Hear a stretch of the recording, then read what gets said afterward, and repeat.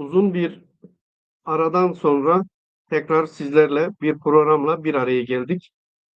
Bugün sizlerle ve stüdyo konuklarımızla Orta Doğu denkleminde Kürtler ve Rojava endeksinde birçok gelişmeleri ele alacağız. Stüdyo konuklarımız Pekan TV, daha doğrusu Pekan Avrupa Yönetim Kurulu üyeleri Sayın Figen Fener aramızda olacaklar. Yine Abdullah Kaya aramızda olacaklar. Ali Fuat Gürsel aramızda olacaklar. Öncelikle konuklarımıza hoş geldiniz diyorum. Merhabalar. Merhaba, hoş bulduk. İyi yayınlar dileyelim. Öncelikle yayına başlamadan önce bir anons, bir bilgi verelim. İzleyicilerimizden yayınımızı paylaşmalarını ve beğenmelerini ve birçok insanımıza ulaşması açısından önermelerini rica ediyoruz. Sunucu arkadaşın sesi bana gelmiyor. Öncelikle Figen arkadaş sizinle başlayacağız konuşmaya.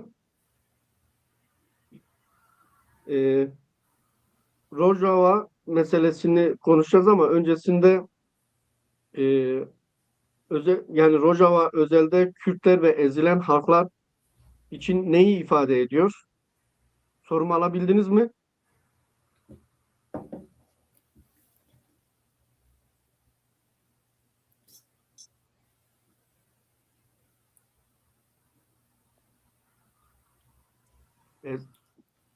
Teknik bir sorun mu yaşanıyor acaba? Heval Figen, tu nabizi? No, dengi moderatör neyim? Heval persa khay bu perskem. Ben sonra heval ben de ses ki biz duyuyoruz arkadaşı. Bana gelmiyor.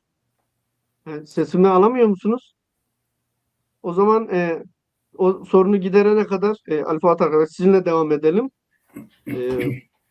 Rojava özelde Kürt halkı ve ezilen halklar için ne ifade ediyor? Sorusuyla dedik ilk öncelikle başlayalım.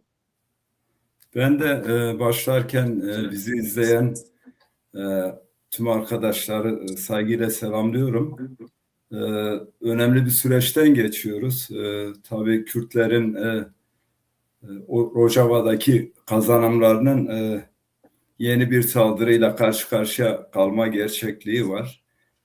Uzun yıllara dayanan işte Suriye'de hatta daha iddialı söylenilir Orta Doğu'da bir model olma gerçekliği vardı. İçerisinde Türkmenlerin, Arapların, Asurların, Ermenilerin olduğu, herkesin kendisini ifade edebildiği bir yerel yönetim ya da özel yönetim şeklinde bir yönetim modeli oluşturuldu. Esas olarak Suriye için de son derece model teşkil edebilecek bir yönetim biçimiydi. Ama her nedense başta bölge ülkeleri olmak üzere özellikle Türk devletinin bu konudaki ısrarlı dayatması sonucu işte bu Colani geçici hükümetin Cumhurbaşkanı işte meşruiyeti de tartışmalı esas olarak, yani bir atama usulüyle adeta getirildi. Dolayısıyla Kürtlere karşı yeni bir dil kullanılmaya başlandı. O çerçevede tabii sürecin gelebileceği nokta, yani daha önce bir takım anlaşmalar esas olarak yapılmıştı. Bu anlaşmalar çerçevesinde bir birlikteliğe de varılmıştı. Ama her nedense bu özellikle 10 Mart anlaşmasında işte herkes kendisine göre bir yorumlama çıkardı. Bu çerçevede tabii bilinçli olarak işte son bir toplantıda sanıyorum Ocak ayıydı yanlışım yoksa, bu Suriye'de iki tarafın Suriye Demokratik Güçleri yönetimiyle bu geçici yönetim kadroları arasında bir görüşme gerçekleşti. O görüşmenin neticesinde esas olarak bir araya gelme hesaplanırken ya da hatta neredeyse ortaklaşma sağlanmışken işte Dışişleri Bakanı'nın gelip işte heyeti dışarıya çıkardığı, anlaşmaları boşa çıkardı şeklinde iddialar var. ki doğruluk payı çok yüksek. Neredeyse her gün bu son geçen süre zarfında, yani Aralık ayında, geçen yıl Aralık ayında iş başına getiren bu Giuliani liderliğindeki yönetim HTŞ iktidar olduğundan itibaren Türk Devleti'nin sürekli Dışişleri Bakanı bünyesinde, Cumhurbaşkanı'nın bizzat kendisinin de içerisinde olduğu, istihbaratın içerisinde olduğu bir yönetim bir bütün sürekli Rojava ile ilişkilenmeye çalıştı. Esas olarak Rojava'nın yani toplumsal yapısına uygun olmayan bir model dayatmasıyla karşı karşıyayız. Bunun dediğimiz gibi bunun Kürtler tarafından kabul görmesi mümkün değil. Kürtler esas olarak oradaki yönetimle ortaklaşma, ortak vatanda demokratik bir Suriye ile birlikte yaşamayı önüne koymuş. Bu anlayışla hareket ediyor. Bu çerçevede tabii böyle bir aşamaya evrilmesi tabii esas olarak kimsenin çıkarına değil. Başta bu HTŞ'yi yöneten, Suriye'yi yönetenler de dahil olmak üzere kimsenin çıkarına olan bir anlaşma değil ya da varılan nokta o açıdan çok sıkıntılı. Gelişmeleri tabii izliyoruz. Yani Kürtler örgütlü bir güç. Esas olarak her alanda kendisini örgütlemiş. Oradaki toplumla birlikteliğini Soralım. Yani Rojava Fırat'ın doğusunda Rojava'da yani bir özerk yapıya doğru dönüşü var mı? Ya da böyle bir ihtimal güçleniyor mu? Şu anki yaşananlarla beraber. Evet, yani şöyle bir şey, gerçeklik var. Fırat'ın doğusu dediğimiz bölge zaten Kürtlerin olduğu bir bölge. Yani meselenin özünde şunlar var. Yani orada ciddi bir petrol kaynağı var. İşte Fırat Nehri'nin, Dicle'nin, özellikle Fırat'ın geçtiği bölgeye yakın bir bölge. O çerçevede bu kaynaklardan yararlanma söz konusu. Ayrıca o Rojava'da sınır hattında çok verimli topraklar var. İşte bunlar da dikkate alındığında biraz daha orayı böyle kendilerinin çıkarları doğrultusunda kullanma isteği var. Yani kendi başına orada aslında Kürtleri Rojava'ya kabul, orada bir özerk yapı oluşsun, bir ademi merkeziyetçi bir yönetim olsun anlayışından uzaklar esas olarak. Ya tamamen ellerinden gelse Kürtlerin tüm kazanımlarını tasfiye etme amaçlanıyor. Bugün bir kararname çıkarıldı örneğin. Kararname yani işte ciddiyetten son derece uzak. Yani politikacıların, hukukçuların, bilim insanlarının kabul etmeyeceği nitelikte bir kararname. Dolayısıyla anayasanın konuşulması, Kürtlerin eşit yurttaşlık haklarının orada güvenceye alınması, işte idari karar, idari mekanizmaların oluşturulması, demokratik bir parlamenterin oluşturulması, benzeri yapıların oluşturulması gerekiyor. Ama şu anda işte dediğimiz gibi güçler dengesiyle hareket ederek özellikle küresel güçlerin de içinde olduğu ama başını Türkiye'nin ısrarla çektiği bir durumla karşı karşıyayız. Böyle bir Hatırlatmada bulunalım ve ben hemen devam edeceğiz. Tekrar Figen arkadaşa dönmek istiyorum. Sesimizi alıyor musunuz Figen arkadaş? Şu anda sesimiz net olarak geliyor mu? Efendim bir daha tekrarlayın. Sesim şu anda Şu size anda geliyor ses mu? geliyor. Arı. Şu anda ses geliyor. Şimdi Rojava meselesi üzerine konuşuyoruz ya. Şimdi Rojava özelde Kürt halkı ve ezilen halklar için neyi ifade ediyor sorusunu size yöneltmiştim. Evet. Şimdi sesimi tam aldıysanız buradan Evet. sizin yorumlarınızı alalım. Şimdi başta ben bizi izleyen bütün halkımızı, dostlarımızı, platform dostlarımızı, takipçilerimizi, herkesi saygıyla selamlıyorum. Gerçekten biz şu anda, yani şu anda değil de son 200 yıldır ya da Kürtlerin tarihinden beri dönem dönem çok böyle zorlu süreçlerden geçmiş bir halkız. Göçbere edilmişiz,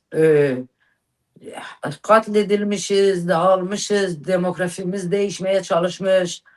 Sonuçta tarihten beri Kürtler çoğu yere göç etmek zorunda kalmış. Nitekim biz Orta Anadolu Kürtleri de böyle bir tarihten gelmeyiz. Göçlen karşı karşıya zoraki göçle karşı Oraya, karşıya. oraya daha sonraki Şimdi geleceğim sorularla de. geleceğiz. Evet, evet. Şimdi endirgeyebilmem için gerçekten Rojava hem kadın boyutuyla hem siyasi boyutuyla Kürtler için önemli bir bölge. Niye önemli bir bölge? Başta Kürt sorunu Orta Doğu için çözülmesi gereken kilit bir noktada. Eğer Orta Doğu'da Kürt sorunu çözülmezse Orta Doğu'ya hiçbir zaman barış gelmeyecek. Çünkü Kürtlerin hem yeraltı zenginlikleri olsun, hem bulunduğu coğrafi anlamında olsun, hem bütün egemenlerin üzerinde rant etmek istediği bir coğrafyadadır. Mesela bugün arkadaş daha yeni okudu. Diyelim bir anayasa çıkartmak istiyor, bir karargah çıkartmak istemiş, bir bilmem dekorasyon çıkartmış. Bütün işte yeraltı o zenginlikleri, o coğrafyanın bulunduğu yerleri, Kürtleri küçücük bir noktaya tıkmak istiyor ve orada bulunan bütün demografiyi de değiştirmek istiyor. Mesela Afrin'de gördük, Kürtler göçber etti, yerine başka ırklar geldi. Diyelim başka yerlerde gördük bunu. Bunun kimin eliyle yapıldığı zaten ortada. Şu anda Golani'nin bu kadar böyle saldırgan davranması, Rojava'nın üzerindeki baskının böyle olması biz zaten yani görünüyor. Herkes görüyor bunu. Ama hiç kimse sesini çıkartmıyor. Çünkü herkesten bir çıkarı var. Sadece Kürtler hariç. Kürtlerin öyle onlar gibi büyük bir diyelim silahı da yok. Öyle o kadar büyük bir şeyi de yok. Kürtlerin bu harekete başlamadan önce ideolojisiyle beraber başlamasıdır. Nedir? Diyelim kadındır. Kadın kaç bin yıldır köledir. Kadını ele almış. Diyelim emekçidir. Diyelim işçisidir. Diyelim köylüsüdür. Kesimi ya da toplumun her kesimine hitap eden bir hareket olduğu için halk gücüyle ve önderliğin yarattığı felsefeyle bu halkın bu iradenin çok çok güçlü olduğunun göstergesidir. Bunun için de Evet. Figen arkadaş, bir ara verelim. Abdullah arkadaş şimdi yayınımıza katıldılar. Onunla devam edelim. Size hemen dönüş yapacağız. Tamam. Merhaba. Arkadaş merhabalar. Öncelikle hoş geldiniz. Kusura bakmayın, aniden bir iş çıktı. Biraz geciktim. Kusura bakmayın vallahi arkadaşlar. Evet, size soruları sormadan önce bir son dakika gelişmesine ilişkin bir bilgi vermek istiyorum. Mazlum Abdi ve Kolani arasında imzalanması öngörülen anlaşmanın şartlarına ilişkin maddeler yayınlandı. Programın ilerleyen saatlerinde Ankara muhabiri Ömer Güngör arkadaş bağlanacak. Bize genel bir sürece ilişkin, Ankara'nın nabzına ilişkin, sıcak gelişmelere ilişkin bilgiler de aktarım yapacak. O zamana kadar biz gündemi değerlendirmeye devam edelim. Tamam. Suriye'de kalıcı bir barış Rojava ve Halep üzerinde mümkün mü sorusunu size soruyorum. Yani elbette mümkün. Bunun geçmişinde bir 50 senelik bir mücadele ve 50 senelik bir fikir ve ideoloji var. Eğer Kürtler şimdiye kadar izledikleri çizgiyi izlerlerse, sahip çıkarlarsa bu kesinlikle mümkündür. Yani elbette sahada birçok aktör var. Yani Amerika'sından Fransa'sına, işte koalisyon güçlerinden İsrail'ine kadar, ama sonuçta belirleyici olan şey burada halkların kararıdır. Halkların kendi örgütlerinin arkasında durması ve örgütlerin bir halk tabanına sahip olmalarıdır. Yani Amerika'nın göz önünde bulundurduğu bence en önemli kriter budur. Dolayısıyla burada iş bütün Kürtlerin üzerine düşüyor. Sadece sahadaki savaşçının değil, bütün Kürtlere düşüyor. Herkes kendi yerinde kendi yapabildiği şeyi yapmalıdır. Yani bu şekilde mümkündür. Mümkün olmak zorunda. Çünkü saha yani yüzyıllardır Orta Doğu çok çok ilkel, çok antidemokratik, çok geleneksel yapılar tarafından yönetiliyor ve halkın gerçekten böyle bir talebi var. Ama halk kendisini şeyden kurtarabilirse, yani bu yapıların etkisinden kurtarabilirse ya da bu yapılara alternatif örgütler oluşturulursa kesinlikle bir bahsettiğiniz demokratik yapının sağlanması kesinlikle mümkündür.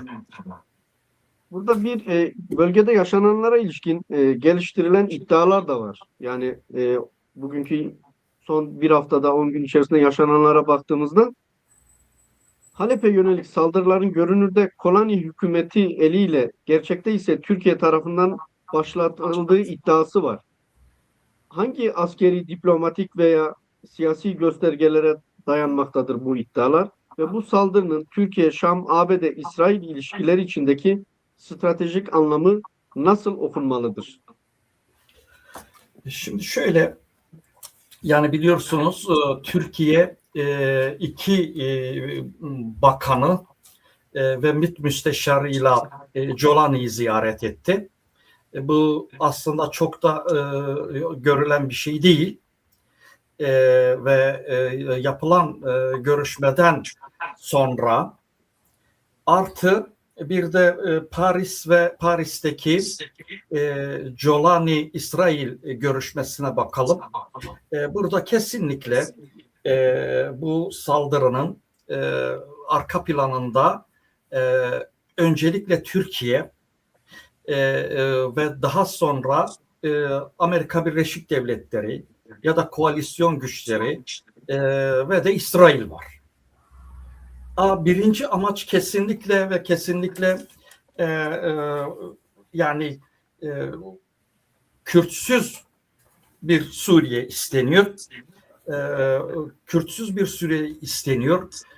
İkinci bir amaç kesinlikle Fırat'ın batısında Kürt istenmiyor. Ve saldırıya baktığınız zaman da kullanılan silahlar kesinlikle Türkiye'nin silahları. Onun ötesinde yani planlama, komuta da kesinlikle Amerika, Türkiye'nin ve arkasında da Amerika'nın planlama ve komutasında yapılan bir saldırıdan bahsedebiliriz. Daha Fuat bir arkadaşa başka... dönmek istiyorum.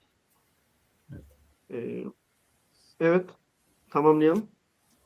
Yani sonunda bu işin amaçladığı, hedeflediği şey Türkiye'deki barış sürecidir. Yani Türk devleti Suriye'de Kürtlere federasyonlu bir çözüm istemiyor. Yani bu federasyonlu bir çözüm kesinlikle Türkiye'yi zorlayacaktır barış sürecinde. Nitekim Bahçeli'nin bir açıklaması oldu bugün ve açıklama kesinlikle bu yönde. Ama bu şeyi göstermiyor. Yani Bahçeli'nin bu işten vazgeçtiği, eski kodlarına döndüğü anlamına gelmiyor. Bunu ister. Yani sonuçta savaşın bir tarafı olarak, barış sürecinin bir tarafı olarak bunu ister. Yani üniter bir Suriye, işte Kürtlerin hiçbir şeye sahip olmadığı bir Suriye onlar için çözüm sürecinde kesinlikle ve kesinlikle bir artı olarak görülecektir.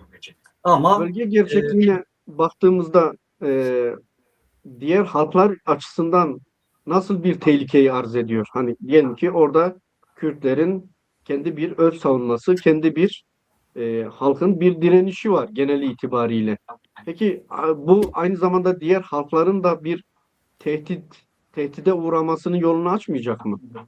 kesinlikle yani biliyorsunuz Rojava ile beraber 2000 yıl sonra Süryanice Rojava yönetimince resmi dil olarak ilan edildi. Bütün diğer azınlık dillerinde eğitim serbestleşti ve onlar da resmi dil olarak kabul edildiler. Yani bir üniter devlet mantığı bütün bunları yok edecektir. Çünkü bölgenin önemli aktörleri olan Türkiye'de, İran'da böyle bir çoğulculuk maalesef yoktur ve yani sadece böyle bir hayalde bulunsak dahi böyle bir şey kesinlikle ve kesinlikle o halkların elde ettikleri bütün hakları kaybetmesi anlamına gelecek. Fuat arkadaşa dönelim. Şimdi Halep'te yaşatılanlarla esas da ne hedeflendi? Yani neyin arka planına baktığımızda Halep'te yaşananların nasıl okumalıyız? Ya şöyle ben şimdi evvel Abdullah demin önemli bir şey belirtti. Yani iç dinamikler belirleyici, dış dinamikler etkileyici diye bir kavram var. Dolayısıyla belirleyici olan burada elbette halkın mücadelesi. Şimdi anladığımız kadarıyla Amerika Şam'da merkezi bir hükümet istiyor. Tabii bu konuda ısrarcı ama diğer taraftan da İsrail tam tersi özellikle bu HTŞ zihniyetine güvenmiyor. Yani İsrail'in burada merkezi bir yönetimden ziyade böyle parçalı bir yönetim isteği var. Türkiye aynı şekilde merkezi bir yönetim istiyor.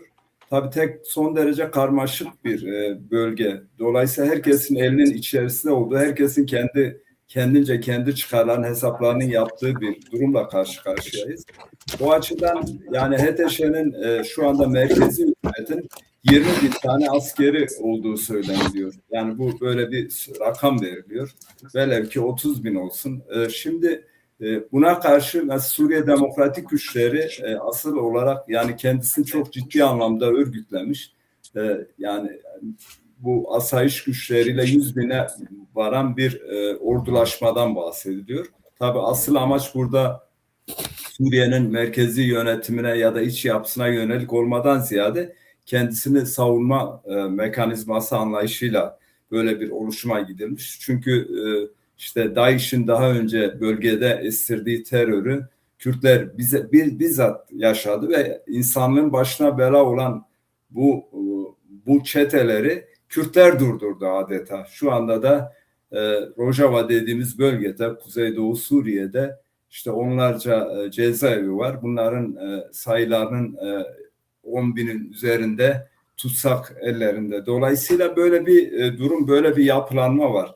Şimdi bu merkezi yönetimi Amerika isterken Amerika Orta Doğu'da daha önce işte Avrupa'nın düzenlediği işte Sykes-Picot dediğimiz anlaşmayla 1916'da bölge cetvelle çizildi. Dolayısıyla bölgenin kendi yapısına uygun bir oluşum yaptırılmadı. Kendi çıkarlarına yönelik bir oluşumdan bahsediliyor.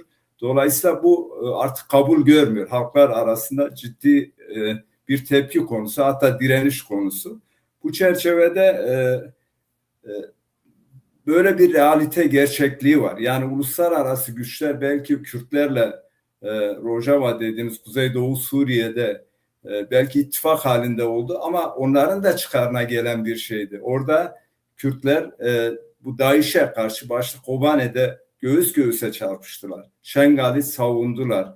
Dolayısıyla neredeyse tüm Orta Doğu coğrafyasını binlerce kilometreyi denetimine alacak bir tehlikeden bahsediyoruz. Ve bunların birçoğu da işte dediğimiz gibi esas olarak Türkiye üzerinden sadece orada Kürtlerin de kendisini hızla işte örgütlenmesi, kendisi bir güç haline getirmesine paralel böyle bir destek görme gerçekliği var. Yani bu Jolani dediğimiz insan da böyle birisi. Yani bunların özellikle iktidara geldikten sonra yaptıkları ortada. Hala kelle kesiyorlar. İşte Alevilere saldırdılar. 4000'in üzerinde Alevi katlettiler. Yine işte bu Süveyda dediğimiz bölgede Dürzülere yönelik saldırılarda bulundular. İdeolojik olarak aslında mevcut Türkiye'deki devleti yöneten yapıya uygun bir yapıları da söz konusu. Dolayısıyla oradan bir güç alma gerçekliği var.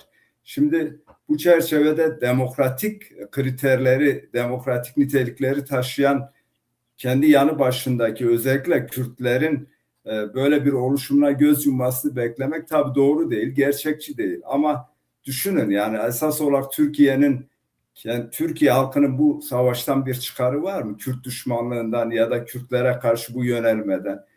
Bugün işte bir süreç başlatıldı. İşte PKK silahlarını sembolik olarak olsa da yaktı. Dolayısıyla sorunun çözümünün demokratik yollardan sağlanmasına yönelik adımlar attı. İşte Öcalan içeride bu bir takım görüşmeler gerçekleştirildi. Dolayısıyla çok umutlar da ortaya çıkardı bu. Dolayısıyla bunun arkasında durmak gerekiyordu. Yani mesela Özal Kürtlere karşı savaşı en doruk noktasına taşıyan birisiydi. Ben bunu bitireyim Vedat kısa. Dolayısıyla olağanüstü hal o dönemde çıkarıldı, koruculuk o dönemde çıkarıldı. Savaş korkunç boyutlara ulaşmıştı. Ama Özal gördü gelişmeleri, bunun önüne geçmeye çalıştı ve 93'te ateşkes süreci başlatıldı. Bu ateşkes süreciyle birlikte esas olarak bir umut oldu. Ama Türkiye'de burada bir takım hesaplar yaptı. Tüm Türk Kürtlerin de kendisiyle beraber olduğu güçlü bir Türkiye gerçekliği ortaya çıkacaktı. Maalesef o dönem heba edildi. Şimdi yeniden bir heba edilecek süreçle karşı karşıyayız. Yani 2013-15 döneminde de aynı şeyler yaşandı. Türk devleti Kürtlerin orada kazanımlarını görerek bir süreç başlattı ve bu süreçte işte Kürtleri kendince kandırırım benzeri yaklaşımlar içerisine girdi. 2015'te süreç kenara atıldı, yabana atıldı. Dolayısıyla bunun sonu yok zaten. Yani Kürtler son derece bilinçli, farkında bir toplum, özgürlüğü için, demokrasi için, bir arada yaşamak için bugüne kadar ağır bedeller ödedi. Bugün de aynı şekilde biz görüyoruz. Avrupa'dan tutun Rojava'ya kadar, işte Rojava'dan tutun Avrupa'nın her yerine kadar, dünyanın her yerine kadar Kürtler ayakta direnişte. Dolayısıyla bu kimseye kazandırmayacak. Esas olarak Türklere de kazandırmayacak. Mevcut şu andaki Şam hükümetine de kazandırmayacak. Şu soruyu sorabilir miyiz buradan? Yani Halep'teki güç dengeleri ya da Orta Doğu'daki güç dengeleri bugün kimlerin lehine şekilleniyor o halde? Buradan Türkiye nasıl etkilenecek? Ya Halep'te Kürtler Halep'in oluşumundan beri orada yaşayan bir halk gerçekliği var. Dolayısıyla Kürtler oraya sonradan gelme taşınma değil. Araplarla bir arada yaşıyor. Şam'dan sonra Halep Suriye'nin en büyük kenti, ticaret merkezi. Dolayısıyla önemli bir şehir. Fakat burada dediğimiz gibi sorunlu olan burada yani Kürtler orada kendi özerk yönetimini Rojava gibi orada da oluşturdu. Esas olarak burada mesela biz dedik ki ademi merkeziyetçi bir yönetim. Yani merkez olmayan bir yönetim modeli. Dünyanın birçok yerinde zaten bu yönetim modeli var. Yani bu böyle uzaydan getirilmiş bir model de değil esas olarak. Değil. Kürtler bunu Rojava'da esas olarak hayata da geçirdi. Son derece başarılı oldu. Bugün aynı şekilde orada da öyle. Şimdi başa bela olan bu çete güçleri örneğin. Bunlar işte kafa kesiyorlar. Yani mesela savaşın bile bir hukuku var. 4. kattan bir tane kadın kadın savaşçıyı 4. kattan aşağıya atıyor. Tabi bu Kürtlerde ciddi bir kırılmaya yol açıyor. Yani biz mesela Kürtler yani o ulus olmanın kriterleri tam da bu yani. Kürt derler ya, dil birliği, toprak birliği, iktisadi yaşam birliği, ruhi şekillenme birliği. Kürtler şu anda o ruhi şekillenme birliği dediğimiz her anlamda böyle bir tepkinin sahibi oldular. Dolayısıyla son derece meşru ve haklı bir tepki de burada Kürtlerin Arapları kabul etmemesi ya da yönetime muhalif bir yönetim modeli oluşturma gerçekliği söz konusu değil. Sürekli akşama kadar yalan yanlış haberlerle Türkiye'deki toplumu, kamuoyunu da yanıltıyorlar. Çok ahlaki bir şey değil. Türk medyası özellikle müthiş savaş kışkırtıcılığı yapıyor. Üzücü olan Colani denilen çeteyi de bu noktaya getirdiler. Yani geçmişte işte bir takım anlaşmaların ön hazırlıkları yapılmıştı ya da bir araya gelmeler oluşmuştu. Ama MİT'i ile işte Dışişleri Bakanı'yla, Genelkurmay Başkanı'yla, hatta o kadar ileri girdi ki yani siz eğer Rojava'ya saldırırsanız biz gerekirse yardım da ederiz. Yani ya senin ülkende 20-25 milyon Kürt var. Bunların akrabaları bu insanlar. Bugün birlikte yaşamak için biz İstanbul'da yaşıyoruz, Batı'da yaşıyoruz, Konya'da yaşıyoruz. Dolayısıyla bu yaklaşım gerçekten tutarlı bir yaklaşım değil. Gidiyorsun ta Uygur Türklerine sahip çıkıyorsun. İşte Balkanlardaki Türklere 90'lı yıllarda sahip çıktın. Bugün Kürtlere karşı tavrın gerçekten Kürtleri incitiyor. Dolayısıyla Kürtlerin yani belki bugün demoralize bir durum gibi görülebilir ama Kürtler bu süreçten sonuç itibariyle yine kazancı çıkacak. Son derece haklı, meşru bir mücadeleleri var. O çerçevede örgütlü bir mücadeleleri var. Dolayısıyla bu gelişmelerin sonu yine Kürtlerin lehine olacak. O açıdan tabii üzücü olan zaman kaybı, çok büyük insan kaybı yaşanıyor. Bunların hiçbir kimseye yararı yok. Ben kısaca bunu belirteyim. Arkadaşlarım da söz hakkına fazla. Figen arkadaşa bir dönüş yapmak istiyorum. Sesimi alabiliyor musun Figen arkadaş? He, buradayım.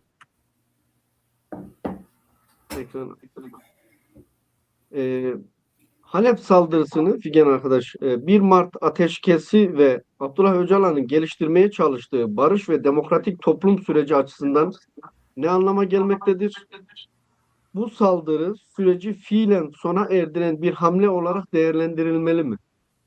Ya da nasıl okumalıyız? Yani şöyle bir açıdan bakabiliriz. Evvel Ali Fuat çok güzel bir noktaya değindi. Aslında bu da bunun biraz cevabı oluyor. Her geliştirilen çözüm süreci beraberinde de böyle bir heba etme süreci de başlatıyor. Ya da böyle bir katliamı da başlatıyor. Şöyle de okuyabiliriz. Yani önderlik mesela 27 Şubat'ta yayınladığı o deklarasyonda her şey apaçık ortadaydı.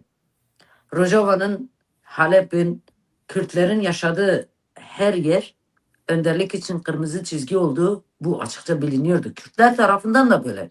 Biz diasporada yaşayanlar için de böyle. Türkiye'de yaşayanlar için de böyle. Kürtlerin her karış toprağı kırmızı çizgidir. Mesele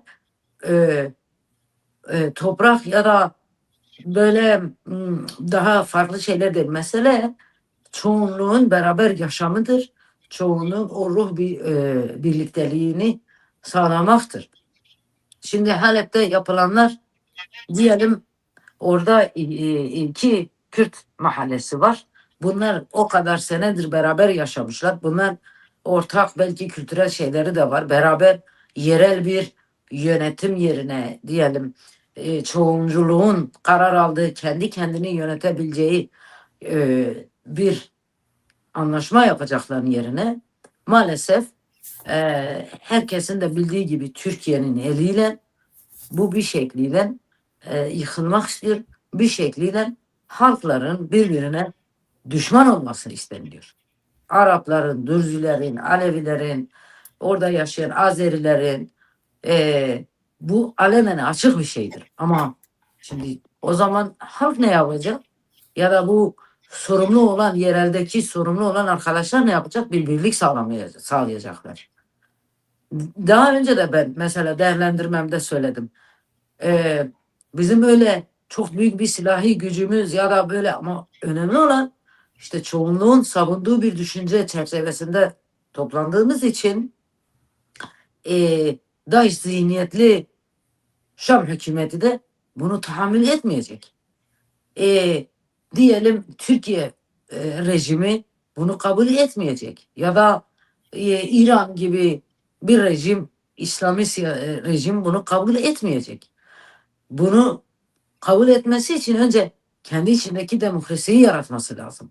Bunu da yaratmıyor. Buradaki bir şey sorabilir miyim burada genel arkadaş? Tabii Yani ki. oradaki toplumsal uzlaşma ya da toplumsal birliği yaratan, özellikle kadınlar açısından ele aldığımızda, yani kadınları dönüp dolaşıyor oradaki o zihniyet, o kirli zihniyet yine geliyor, özellikle kadına saldırıyor. Özellikle Tabii ki kadın bunu üzerinden, kadın tabii ki üzerinden saldırıyor. tabii ki Bunu nasıl bu, değerlendiriyorsunuz? şimdi bak, bu zaten tespit edilen bir şey. Bugüne kadar Kürt siyasetçilerine yapılan suikastlar genel anlamıyla kadın olmuş. Ama en çok direnen de kadın olmuş. Kadının bir gerçekliği var. Dediğim gibi daha önce de dedim, 5000 yıldır egemen güçler tarafından bastırılmış bir kadın iradesi var. Ve 50 senedir işte Öcalan'ın inisiyatifiyle, özgürlük hareketinin inisiyatifiyle başlayan bir kadın gücü var. Bir kadın iradesi ortaya çıkmış. Rojava'daki direnişte de bu ortaya çıktı. Türkiye'deki direnişte de bu ortaya çıktı. Nitekim Beritanlar ortaya çıkmıştı, Zilanlar ortaya çıkmıştı. Nitekim Nagihan Akarseller ortaya çıktı. Nitekim Paris'teki katliamlar ortaya çıktı. Özellikle mesela kadın arkadaşlara atılan kurşunlar bile bir mesajdır diyelim. Evvel Leyla'yı vurdular, beyninden, kalbinden vurdular. Dediler ki işte herkesin yüreği acısın. Fidan Cansız'ı öyle değişik bir yerinde vurdular. En son bu Evin Guyu'dur, Perver'dir, halkın katledilmesidir. Şu anda Colani gibi bir zihniyet, İran gibi bir zihniyet, Türkiye, Erdoğan faşizmin yarattığı bir zihniyet elbette Halep'te de halkların uzlaşmasını istemez. Konya'da da istemez. Muhabbet'te de istemez. Süleymaniye'de de istemez. Çünkü Bir şey sormak istiyorum. Sahadasınız, sürekli sahadasınız. Avrupa'da eylemliklerin içerisindesiniz. Takip ettiğimiz kadarıyla dünyanın birçok merkezinde, yerinde Kürtler topyekün ayakta. Yapılan baskılara, saldırılara karşı Kürtler tarihsel hafızasıyla alanlarda olduğunu görüyoruz. Yani Avrupa'da insanların içinde olduğunuzda nasıl tepkiler duyuyorsunuz? Neler şimdi anlatılıyor? şimdi bak, şöyle bir durum var. Avrupa'da, dünyanın her tarafında Kürt halkı gerçekten çok örgütlü bir halk. Siyasi ve politize edilmiş bir halk. O kadar heba edilmiş süreçler var. O kadar isyanlar oldu. O kadar katliamlar oldu. O kadar şeyler oldu. Ve Kürt halkı bir çağrıyla herkes topyekun sokağa dökülecek bir halktır. Ve yine bir çağrıyla ya da bir diyelim mesajla siyasi yürütebilecek bir halktır. Bir örnek vereyim mesela. Bir tane özgürlük hareketi hamle başlatmıştı. İşte önderliğe fiziki özgürlük, Kürt sorununa politik çözüm. Dünyanın 200 yerinde aynı günde basın açıklaması yapıldı. Kürtler ve dostları. Şimdi hiçbir devletin bile bu kadar bir siyasi gücü yok. Avrupa'da mesela şu anki süreçte geldiğimizde, şu anki süreçte sanatçısından tut, gazetecisinden tut, bilmem, toplumun her kesimi, Kürtlerin her kesimi ve herkesi de içine kapsıyor. Burada diyelim Danimarka gibi bir yerde yaşıyorum. Kürtlerin ya da işte bu ortaya çıkan ideolojinin, özgürlük hareketinin ortaya koyduğu bu mücadelenin internasyonalist dostlar bizden belki daha çok okumuşlar ve benimsemişler. Bunu kendi felsefesi olarak görüyorlar. Nitekim Can arkadaş, hemen bir ara verelim. Yani ara verelim derken size dönüş yapacağız. ben bunu Ee, bitireyim, sonra aramızı vereceğiz. Tamam. Nitekim ve bu da Kürtlerin ne kadar politize olduğunun bir göstergesidir. Çünkü ideolojinin ne kadar yaygın olduğunun göstergesidir. Onun için yani böyle bazı bu rejimler her Kürt oluşumuna karşı alerjik oluyorlar. Evet. Bir hemen anons yapalım. Size tekrar dönüş yapacağız. Sorularımız var. Daha programımız devam edecek. Mezopotamya Haber Ajansı Ankara muhabiri Ömer Güngör arkadaş stüdyomuzdalar. Ankara'nın sıcak gündemini ve son gelişmeleri bize aktaracak. Ömer hoş geldin. Merhabalar.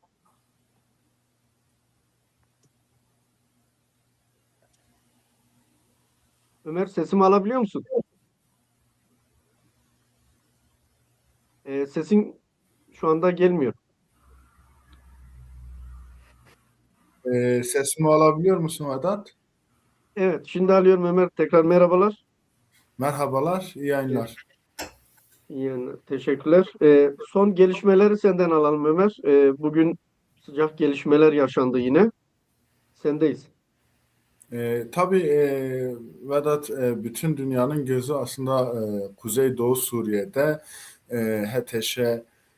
HTŞ'ye bağlı çeteler Türkiye destekli olduğu da belirtiliyor tabii ki. Elbette Türkiye SİHA'larını da görüyoruz. HTŞ bir yandan HTŞ çeteleri, bir yandan da Türkiye desteğiyle aslında Rojava'da Kürtlerin kazanımlarına yönelik saldırılar devam ediyor. Bütün dünyanın gözü de burada.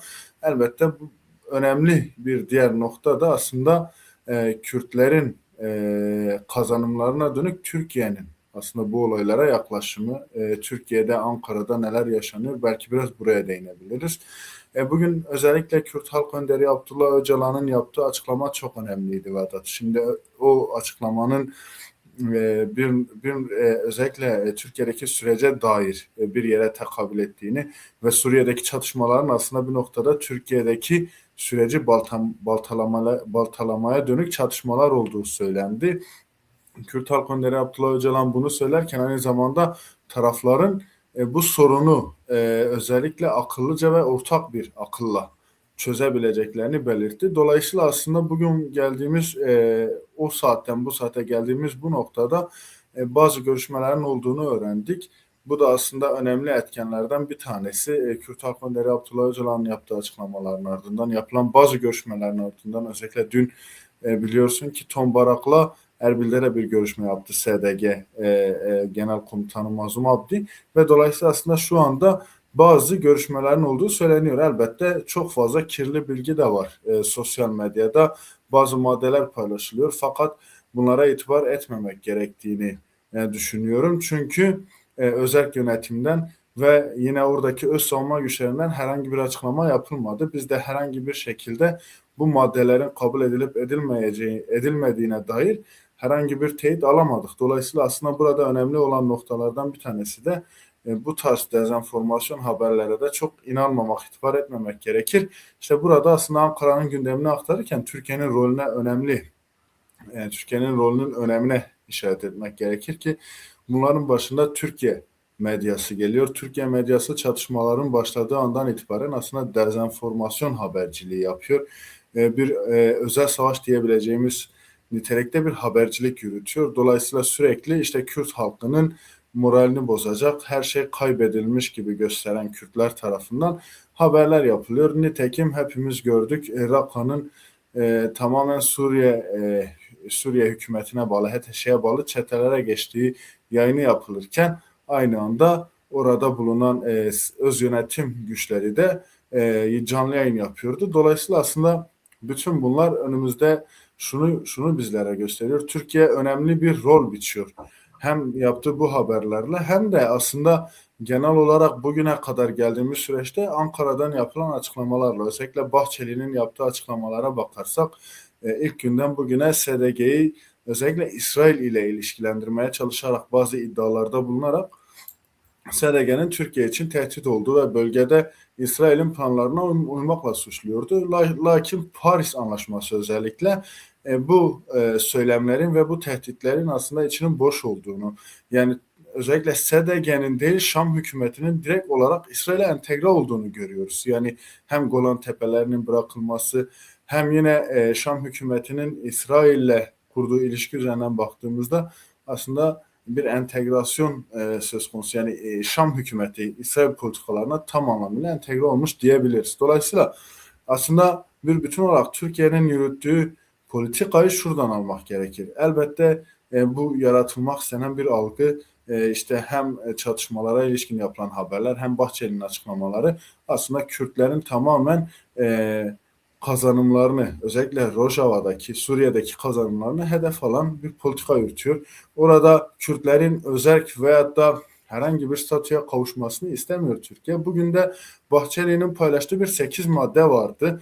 Bir açıklama yaptı. Özellikle o açıklamaya baktığımızda Bahçeli bir kez daha niyetini dile getiriyordu.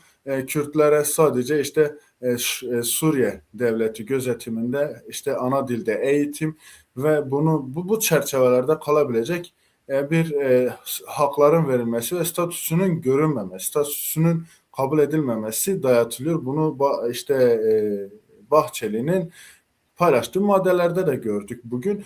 Dolayısıyla aslında bir toplam baktığımızda Türkiye'nin bu noktada tutumu çok kritik ve bütün hakların da bir noktada yok sayılması, kazanımların Kürtlerin elinden alınmasına dönük politikaları olduğunu söyleyebilirim. Tabii buna karşın da elbette bazı hareketlilikler var. Türkiye'de özellikle Bakur Kürdistan'da ve Türkiye'nin birçok ilinde halk sokakta her akşam her gün neredeyse eylemler yapılıyor.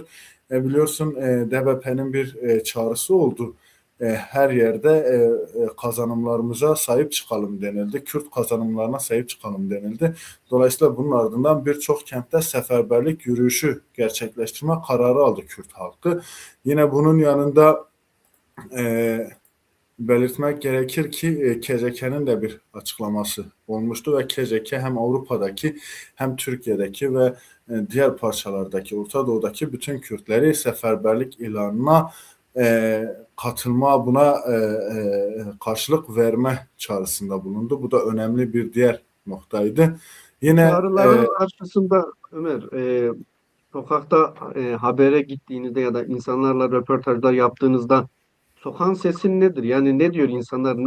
Ve bir yandan Orta Doğu'daki bu gelişmeler, Halep üzerindeki bu gelişmeler yaşanırken Türkiye kendi içindeki bu sürecini nasıl yürütecek ya da bu barış süreci dediğimiz süreç kendini nasıl bir noktaya ya da bir yere taşıyacak? daha önce de belirtmiştik Vedat. Aslında Türkiye'de birçok kesim bu saldırıları desteklemiyor. Mesela özellikle Türkiye muhalefeti de özellikle eski AKP'lilere bakıyoruz. Eski AKP'liler de bu Kürtlere dönük saldırıları kesinlikle kabul etmeyen bir noktada duruyor. İşte birçok değerlendirme yapıldı bu noktada. Hem AKP'den ayrılıp Gelecek Partisi'ne geçmiş, orada siyaset yapan bazı siyasetçilerle hem bunlar dışında kalıp herhangi bir siyasi partide aktif siyaset yürütmeyen siyasetçilere baktığımızda hem eski AKP'lilerin hem de Türkiye muhalefetinin aslında toplamda bu saldırıların yanı sıra Suriye'de gerginliğin artmasını desteklemediğini görüyoruz. Bu aslında siyasetin bakış açısıydı.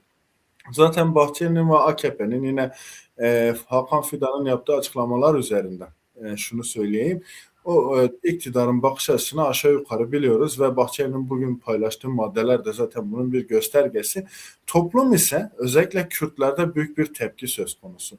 Yani Kürt halkı her gün sokakta. Bizler onlarla her karşılaştığımızda da her sokak eylemlerine, röportajlara gittiğimizde Kürtlerin net talebi şu: biz eğer bir barış yürütülüyorsa bizimle 4 parça Kürdistan'da, Orta Doğu'da yaşayan bütün Kürtler ve yine Türkiye'de yaşayan bütün Kürtlerle yürütülmelidir. Yani aslında bunun çok boyutu var. Tabii Avrupa'da bulunan Kürtler var. Geri dönüşler konuşuluyordu. Yine Bir yandan Türkiye metropollerinde yaşayan Kürtler var. Yine Suriye'de, Halep'te yaşayan Kürtler vardı. Eşrefiye ve Maksut da bu, biliyorsun. Dolayısıyla aslında bu noktada baktığımızda bir bütün olarak Kürtlerin talebi şu. Bizler dört parça Kürdistan'da eğer bir Kürt-Türk ittifakı, yine bir ortak yaşam inşa edilecekse, bizler aslında dört parçada bu taleplerimizi dile getiriyoruz diyor Kürtler. Özellikle en net talep bu. Ya bütün Kürtlerle barış süreci olacak ya da böylesi bir, hani Türkiye'de bir süreç yürütülüyor. Bazı hukuki çerçeveler zaten bu hafta içerisinde yine komisyonun yazım ekibi toplanacak. Bazı hukuki çerçeveleri tartışalım, ortaklaşalım. Lakin Suriye'de de çatışma olsun, Kürt kazanımları kabul edilmesin. Kürt halkı, emin ol, böylesi bir, yani bizim sağdan aldığımız izlenimlere dayanarak söylüyorum, böylesi bir barış sürecini kabul etmiyor. Reddediyor. Süreç yürütülecekse bütün Kürtlerin kazanımlarının ortaklaşıldığı, bütün Kürtlerin kazanımlarının sahiplenildiği ve ortak yaşamın esas alındığı bir süreç yürütülmeli diyor Kürt halkı. Özellikle sahadan aldığımız izlenimler bunlar, Vedat. Bunların yanı sıra son olarak belki şunu da ekleyebilirim. Halk özellikle bundan sonraki süreçte de sokaklarda Kürt kazanımlarını savunmaya devam edecek ve birçok ilde yürüyüş kararları alındı. Bu yürüyüş kararlarına dönük de çalışmalar yürütülüyor. Bundan sonraki süreçte de aslında halkın talepleri yine bu noktada, bu çizgide sürdürülecek. Bunu da eklemek isterim Vedat. Teşekkürler Ömer katıldığın için. Teşekkür ederim Vedat. Yayınlar. Bütün arkadaşlara selamlar.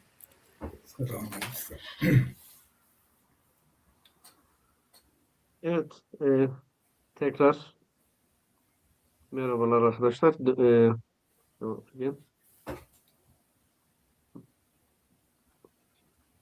Evet, Ömer Güngör bize gündeme ilişkin sıcak gelişmeleri aktardı. Ankara'nın gündemini aktardı. Ve tabii ki İran'da da bir gelişmeler yaşanıyor. Ciddi bir halk serhıldanı durumu da söz konusu. Figen arkadaş en son seninle kalmıştık. En son bende İran kalmıştık. konusu- Ben bıraktığım yerden devam edeyim. Sorunuz varsa iletin. İran konusuna geleceğiz şimdi. Rojhelat konusunu da işleyeceğiz. Evet. Daha önceki Evet. tamamlamak istediğin şeyi de tamamlayalım. Soruya daha sonra geçebiliriz. Yani daha önceki Ömer arkadaşın dediği gibi mesela o eylemsellikler aynen Avrupa'da da mevcuttur. Mesela Avrupa'nın birçok yerinde gece gündüz eylemler yapılıyor. Nitekim her ülkede en az haftada 3-4 tane eylem yapılıyor. Bazı yerlerde gece gündüz de eylemler yapılıyor.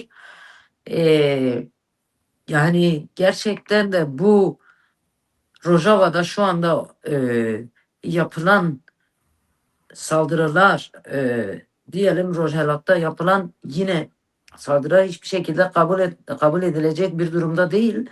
Ama aynı zamanda da serhildanlar var. Aynı zamanda da bununla beraber gelen kazanımlar var. Çünkü bununla beraber yine bir irade ortaya çıkıyor, bir halk iradesi ortaya çıkıyor, bir kadın iradesi ortaya çıkıyor, bir genç iradesi ortaya çıkıyor. Yine halk, çoğulcu toplumun omuz omuza aynı ruhta ve binlerce bedende bu direnişi sahiplenme ortaya çıkıyor. Yine diyelim bu halkların örgütlülüğü ve politize olma ruhu ortaya çıkıyor. Mesela geçen hafta diyelim şeyde gördük, Ahmet'te gördük, sokaklar doluydu. İğne atsaydın iğne yere gelmeyecekti. Diyelim dün Frankfurt'taki eylem vardı. Diyelim bugün başka Avrupa'nın başka yerlerinde binlerce yerde her zaman eylemlikler var ve halkın bu hem çözüm sürecini ama hem de yapılan direnişi sahiplendiğinin bir göstergesidir. Çözüm sürecinde mesela diyelim devlet iğne deliği kadar da olsa bir çözüm süreci attı ortaya ya da işte onların deyimini kullanmak istemiyorum. Ama Kürtler kendi gücüyle önderlik kendi gücüyle o olmayan şartlarını yaratarak o imkansızlık içinde imkanları yaratıp bir bu noktaya gelinebildi. En son başvurdaki konferans oluştu. Bütün Kürtlerin birleşimi oluştu. Nitekim bununla beraber işte açıklamalar oldu. Nitekim belli bazı Kürt güçleri diyelim bu Rojava'daki saldırını kabul etmediğini açıkladı. Yani her bir yine kendimi belki biraz tekrarlamış gibi oluyorum ama her bir saldırı daha büyük bir direnişi ortaya çıkıyor. Onun için Evet, arkadaşa burada bir soru yöneltmek istiyorum. İsterseniz tamamlayın hemen. evet her bir saldırı daha büyük bir direnişi ortaya çıkıyor. Rojhelat boyutuyla da şimdi Rojhelat'taki Serhildanlar onlar da şimdi başlanmamıştır. Onlar da diyelim Zina Amini şahsında binlerce kadın, yüz binlerce insan sokağa dökülmüştü. Nitekim bütün dünya kadınları Zinjiyan Azadi sloganının etrafında toplanıp yeniden kadın iradesinin tablosunu ortaya çıkartmıştı. Şu anki Rojhelat'taki gelişmelerin de daha büyük bir Serhaldan'ın ortaya çıkacağından eminim. Evet. Evet. Fuat arkadaş, size dönmek istiyorum tekrar. Sesimi alıyor musunuz? Alıyorum, duyuyorum.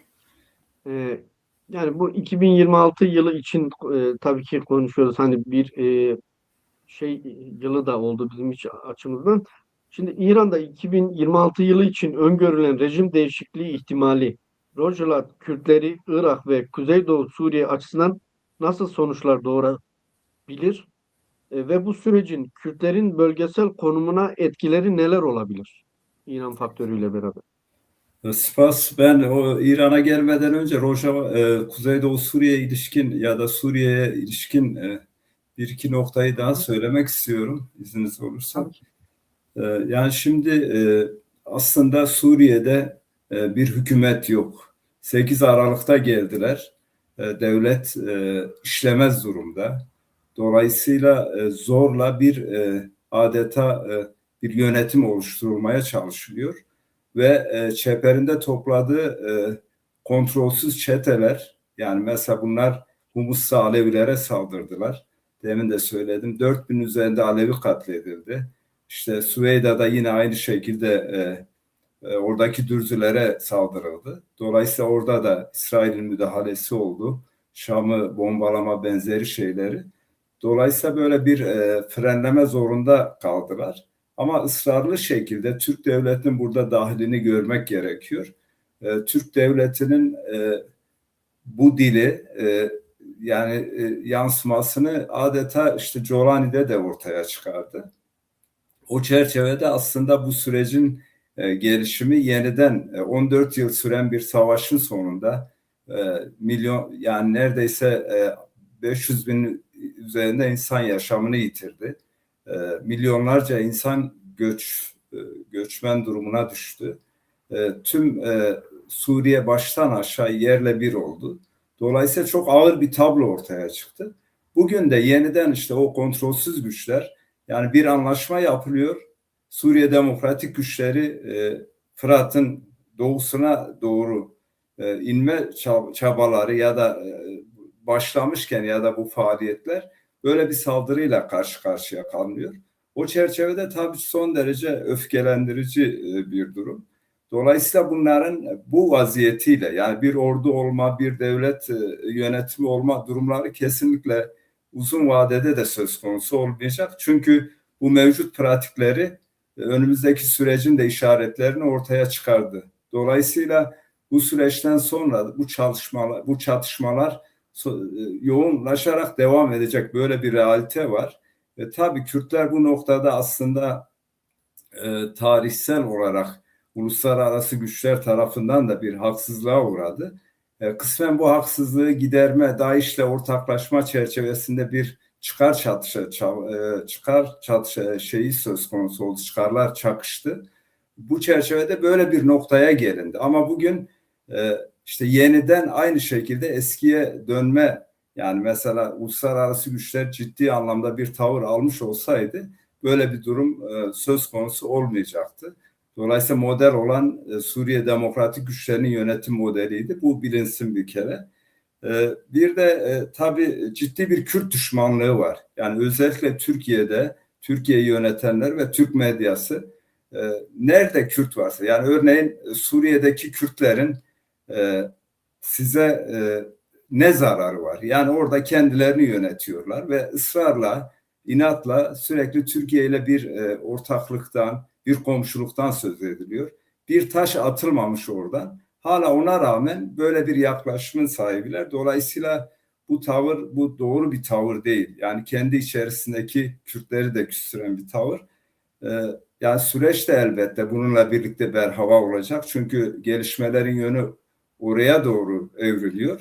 Dolayısıyla ciddiyetleri de biraz ortaya çıkıyor. O açıdan bu ahlaki bir durum değil. Bu yaklaşım doğru değil yani. İran meselesine gelince kısaca, tabii İran 90 milyon üzerinde nüfusu olan büyük bir ülke. Neredeyse 50 yıla yakındır. 79'da İran İslam Devrimi oldu. O dönemden bugüne ciddi anlamda bir kurumlaşma, ideolojik olarak da toplumu kendisine bağlayan, devletle toplumun bütünleştiği bir sistemden de söz edilebilirler. Beraberinde tabii ciddi ekonomik sıkıntılar, sorunlar var. Aynı zamanda işte özgürlüklere yönelik saldırılar söz konusu. Hala işte her yıl neredeyse 2000'e yakın idam söz konusu muhaliflere yönelik. Ama İran tabii Venezuela'da mesela bir boy gösterisi yaptı Amerika. İran tabii öyle bir ülke değil. Son derece imparatorluğa dayalı, Perslerden gelen, diplomasiyi bilen, savaşı bilen bir gerçekliği var. Tabii mevcut yönetimin de karakteri son derece antidemokratik. Onun da bilinmesi, görülmesi gerekiyor. Bu noktada yani bu dışarıdan bir müdahalenin sonuçlarını şimdi yaşıyoruz. Yani bakın Rojava'da dedim ya, bir halkın iradesinin ortaya çıkma gerçekliği var. Buna sahip çıkacak uluslararası güçler gerçekten ahlaki olarak bugün ciddi anlamda zan altındalar. İran'a yönelik de yarın İran'a yönelik müdahalenin de sonuçları o olacak. Dolayısıyla İran'daki yönetimin değişikliğinin halkın kendisinin inisiyatifiyle geliştirilmesi elbette önemli. Dolayısıyla bu ceberut yönetimin de gitmesi lazım. Kürtler orada da baskı altında, eğitimlerini ana dilleriyle yapamıyorlar. Hala kadınlar işte başörtüsü taşımak zorunda kalmışlar. Özgürlükler ciddi anlamda tehdit altında. Ama dediğimiz gibi yani sorunun çözümünü böyle uluslararası güçlerin müdahalesi bölgeyi daha fazla kaotik bir sürece sokacak.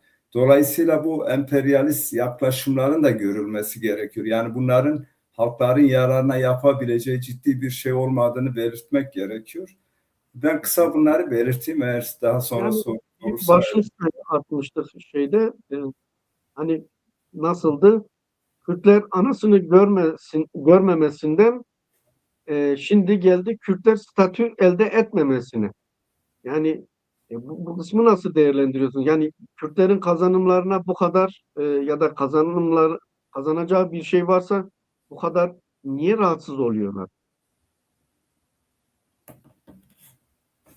Bu kadar Kürt düşmanlığının sebebi ne? Pardon, soru kimeydi? Hemen. Soru size, yani sizin konuşmanızı Pardon, özür dilerim, ben duyamadım, pardon. Tekrar ben dedim Apo arkadaşa herhalde döndünüz. Ona Abdullah arkadaşa dönmeden önce size son Tamam, bir soru buyurun. yöneltmiştim.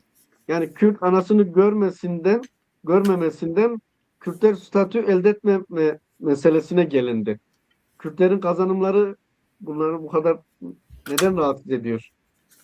Ya bu tabii gerçekten bir Kürt fobisi var. Yani bunun akılla, izanla izahatı olan bir şey de değil. Yani insan hani inandıkları İslam dini diyor ya, yani ya da inandığımız İslam dini diyor ya, ben işte tüm kavimleri dilleriyle yarattım. Yani bu Allah'ın ayetlerinden. Ben söylemiyorum bunu. Şimdi Kürtlerin kendi ana dilleriyle eğitim yapmasını, işte matematiği, fiziği yapması, sanatını, kültürünü kendi ana diliyle yapmasının önünde niye engelsiniz? Madem siz bu kadar, yani bu İslami kesimin de gerçekten İslamiyete inançları sorgulanmalı. Yani ahlaki boyutunu artık kenara bırakıyorum. Son derece çifte standartlı bir yaklaşım. Yani Kürtler Orta Doğu'nun en kadim halklarından. Uygarlığa, insanlığa çok şeyler kazandırdı Kürtler. 1071'de Anadolu'ya Türkler geldi. Türklere kapıları açtı. Orada bir Alparslan'la birlikte bir birliktelik yaratıldı. Sonraki süreçte yakın tarihte Çanakkale'de hala binlerce Kürt'ün cenazesi var. Kürtler her zaman da bütün bunlara rağmen bu ortak yaşama kültürüne sahip bir halk olma gerçekliği var. Dolayısıyla hala birlikte yaşamdan yanalar. Ama bugün bu yaklaşıma bakıyorsun, son derece ırkçı, inkarcı, redçi, asimilasyonist bir yaklaşım var. Belki kısmen bunlar aşıldı, doğru. Ama bunun için çok da ağır bedeller ödendi. Bunu herkes de biliyor. Dolayısıyla ben gerçekten bunun bir izahatının da olmadığına inanıyorum. Madem siz Kürtlerle büyük olacaksanız, o zaman Kürtlerin mevcut yaklaşım biçimini dikkate alarak biz ne diyoruz? Ortak vatan, demokratik cumhuriyet. Yani biz demedik ki Kürtler öyle bir noktadan bağımsız, birleşik, demokratik bir Kürdistan'dan geldiği nokta bura oldu. Biraz daha realist, gerçekçi ve işte inandığı demokratik değerlere de uygun bir yaklaşım biçimi. Hani biz diyoruz ya, sınırların ortadan kaldırıldığı bir yönetim biçimi arzu ediyoruz ya da ütopyamızda bu var. Kürtlerin mevcut pozisyonu da bu. Yani Kürtler demiyor biz Türkiye'den ayrılalım ya da Irak'tan, İran'dan ayrılalım, benzeri bir şey. 2017'de Güney Kürdistan referanduma gitti. Türk devleti kıyameti kopardı. Halbuki ekonomik olarak en çok o bölgeden istifade eden Türk devleti. Dolayısıyla burada elbette yani bir izahatı olmayan hastalığın ötesinde bir yaklaşım biçimi var. Bu gerçekten çok üzücü. Yani medyaya bakıyorsun ağzına. Yani hatta geçmişte biz belki bunlar kısmen aşıldı ama Kürtleri filmlerinde aşağıladılar. Kürtlerin üsluplarıyla Kürtleri aşağıladılar. En çok biz Orta Anadolu Kürtleri bunu yaşadık. Analarımızın, ninelerimizin haftanlarıyla bizi aşağıladılar. Halbuki her toplumun kendine özgü kültürel değerleri var. Yani bu yaşam biçimine ilişkin. Dolayısıyla Kürtler o noktada aslında Türkiye'nin de önünü açabilecek bir vizyonun öncülüğünü de yapıyorlar. Süreç tabii bunu ortaya koyacak. Yani buna da inancımız kesinlikle var. Kısa ben bunu belirteyim. Sorunuza cevap oldu mu bilmiyorum. Abdullah arkadaşa dönüş Tamam. yapalım. Pekan Almanya'dan gelen bir soru var. Abdullah arkadaş, sesimi alabiliyorsunuz değil mi? Evet, alıyorum. Evet. E, Devlet Bahçeli'nin bugünkü açıklamalarından yola çıkarak bir soru sormak istiyorum demiş. Öyle anlaşılıyor ki Türk devletinin Halep kendi toprağı olmadığı halde iki Kürt mahallesinin varlığına tahammülü bile yok. Peki böyle bir zihniyetle Türkiye'de barışın sağlanması ne kadar inandırıcı olur demiş. Sizce? Şimdi doğrudur. Yani Bahçeli'nin açıklamasını ben de dinledim. Ama eğer izin olursa bir şeyi belirtmek istiyorum. Yani bir Rojava kelimesinin bir coğrafi yön ya da bir coğrafi bölge olmaktan öte bir anlamı olduğunu anlatmak istiyorum. Yani hepinizin bildiği bir şeyi tekrar edelim. Şimdi Kürtler uluslararası sömürgeydi. 4 devlet arasında bir sömürgeydi. Biz biliyoruz bu Kürtlerin ülkesini paylaşan bu ülkeler kendi aralarında hep anlaşmışlardır. Konu Kürtler olunca çok güzel bir biçimde bir araya gelmişlerdir. Örnek vereyim, çok kısa başlıklara geçeyim. Şimdi 1937'de Sadabat Paktı imzalanıyor. Kimler arasında? Türkiye, İran, Irak ve Afganistan arasında. Ya da Pakistan'da sanırım.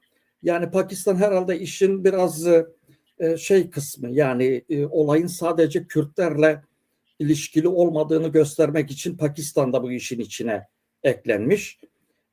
Doğrudan Kürtleri hedef alan bir uluslararası anlaşmaydı.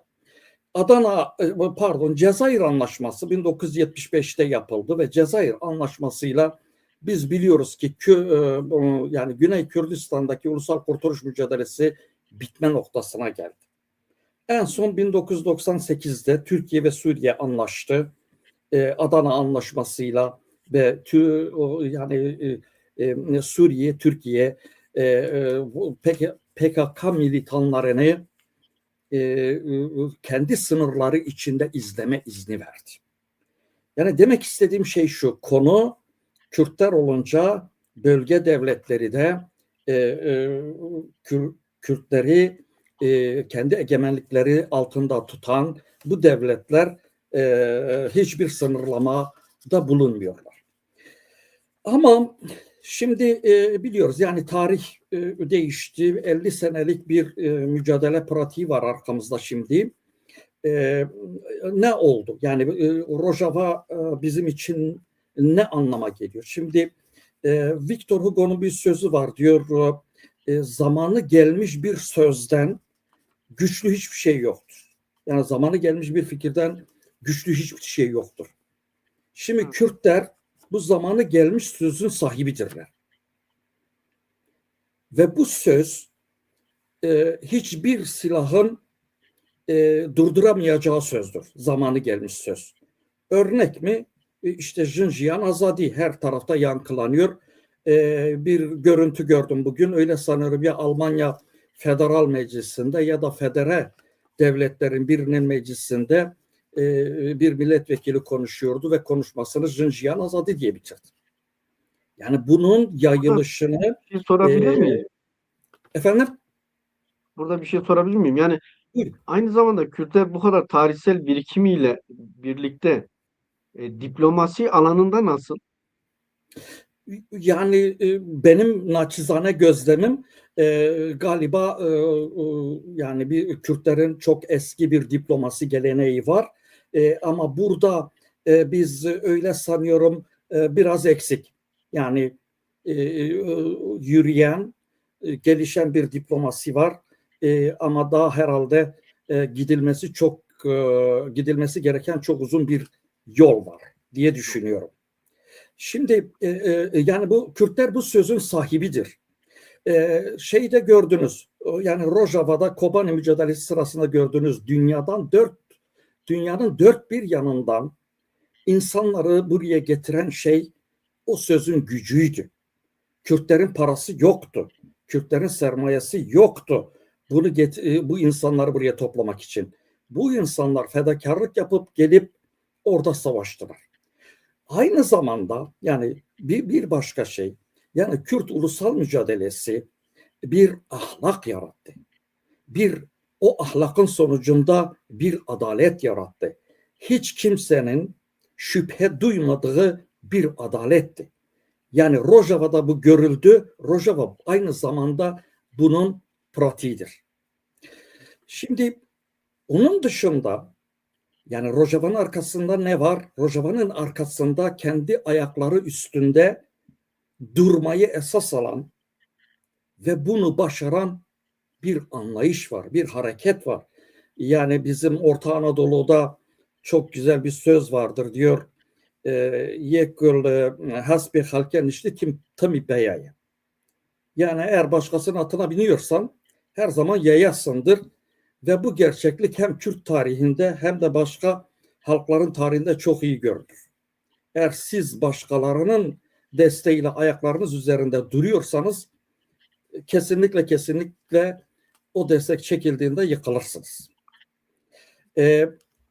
Yani bu şeyde çok iyi görüldü.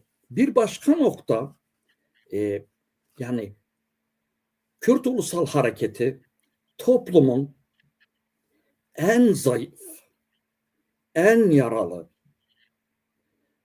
en zavallılaştırılmış kesimine dokunmayı becerdi.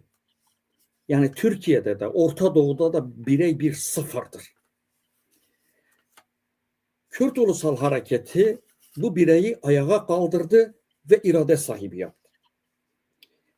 Kadın erkekten çok daha kötüydü ve toplumun bu kesimini de aldı.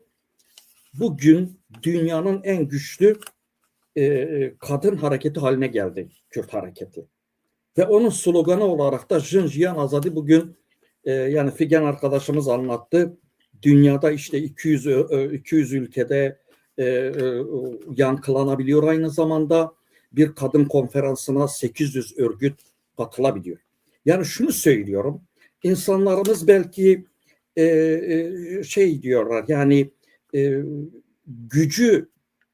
gücü tanımlarken sadece silah, sermaye gibi şeyleri esas alıyorlar ama bir fikirden daha güçlü bir şey yoktur. Ve Kürtler bugün o fikrin sahibidir. Yani bugün sahada atılan bazı geri adımlar olabilir. Sahada kaybedilen belki bazı alanlar olabilir. Ama Kürtler bu sözün sahibidir ve bu sözün önünde hiçbir şey duramayacaktır. Bir şey daha söyleyeyim. Yani bugün Rojava'da bir çözüm düşüncesi hayata geçti. Orta Doğu'da Orta Doğulular tarafından geliştirilen Orta Doğu'nun özgün tek çözümü olduğunu düşünüyorum ben bunu. Elbette vardır, girişimler vardır, fikirler vardır. Ama hem fikir olarak, hem düşünce olarak, hem söz olarak söylenip, hem de sahada hayata geçirilen bir oluşumdur Rojava. Yani Rojava dediğimiz zaman biz sadece şeyi söylemiyoruz. Yani ne bir yön belirtiyoruz, ne de bir coğrafi bölgeye işaret ediyoruz. Dolayısıyla bence her şeye rağmen bugün çok rahat olmak gerekiyor. Arkadaşımızın sorusuna söyleyeyim. Şimdi yani devlet Kürtlerle masaya oturdu diye devlet zihniyetinden vazgeçmiş değil. Devlet 50 senelik Kürtlerin mücadelesinin sonucunda ve uluslararası konjonktürün dayattıkları sonucunda masaya oturmuştur. Valla bir günde Kürtlerin kara kaşına, kara gözüne hayran olmadı bu devlet. Yani düğün değil, seyran değil. Evet, yani artık bu yalanlarla ileri gidemediği için, yani Fransızların çok güzel bir lafı var. Diyor yani sen yalanla ileri gidebilirsin ama geri dönemezsin. Yani önümüzde 100 yıldır yalanlarla ileri giden bir rejim var. O rejim bugün geri dönmeyi beceremiyor. Geri dönmeyi beceremediği için de valla işte dönüp Kürtlere kardeşim diyor. Şimdi yani şunu söyleyeyim arkadaşımızın sorusuna kesinlikle Biraz ve toparlayalım. Tekrar dönüş yapacağım. Tamam. Buyurun. Yani şunu söylüyorum. Biz düşmanın ya da karşı tarafın fikrini, niyetini değiştirdiği için bu masaya oturmuyor Kürtler. Kürtler kendilerine güvendikleri için ve biz bu devlete bunu kabul ettiririz dedikleri için, buna inandıkları için oturdular o masaya. Bahçeli'nin bugünkü açıklaması buna çok iyi bir örnektir. Son bir şey söyleyeyim. Bir generalin açıklaması vardı bugün bir televizyonda. General Haldun Solmaztürk. Şunu söylüyor, diyor ki aslında Bahçeli'nin bugünkü açıklaması diyor, Suriye'deki Kürt sorunu çözümü için bir deklarasyon olmalıydı. Ama diyor, aynen onun sözünü söylüyorum, SDG kazandı diyor. SDG kazandı, Kürtler orada federal bir yapı elde edecekler. Generalin sözünü söylüyorum. Bu anlamda yani Kürtlerin yapacağı şey sadece kendi sözlerini takip etmek, kendi sözlerine sahip çıkmaktır diye düşünüyorum. Teşekkürler. Son sözleri almadan mutlaka dönüş yapacağız zaten. Ben Figen arkadaşa sormak istiyorum. Sesimi alabiliyor musun Figen arkadaş? Sesin kapalı. Yo, ben burada bir şey, siz kendiniz reji kapatıyor, açıyor. Tamam. Şu anda sesimi alıyorsunuz değil mi? Evet, evet. Ee, Şimdi Figen arkadaş bütün süreci veya Orta Doğu genel anlamda bir süreç değerlendirmesiyle beraber konuştuk. Uzun uzun konuştuk. Biz sürgünler derken ya da işte mesela Halep'te saldırılar yaşanınca hemen Kürt hafızasında Halepçe katliamı, sürgünler ve ölümler, katliamlar ilk çağrışımlarını yaptı. Hı hı. Doğal olarak bizler de yani Orta Anadolu Kürtleri olarak o soruyu soracağız arkadaşlar. Bir saniye şeyi tamamlayayım. Yani Orta Anadolu Kürtleri de bir sürgün tarihi var. Orta Anadolu Kürtlerinin özellikle yani bir kadın düşüncesiyle, kadın yapısıyla düşündüğünüzde, değerlendirdiğinizde sürgün, acı, zulüm meselesini en iyi hisseden ya da bunu en iyi anlatabilecek olan kadın kimliğidir.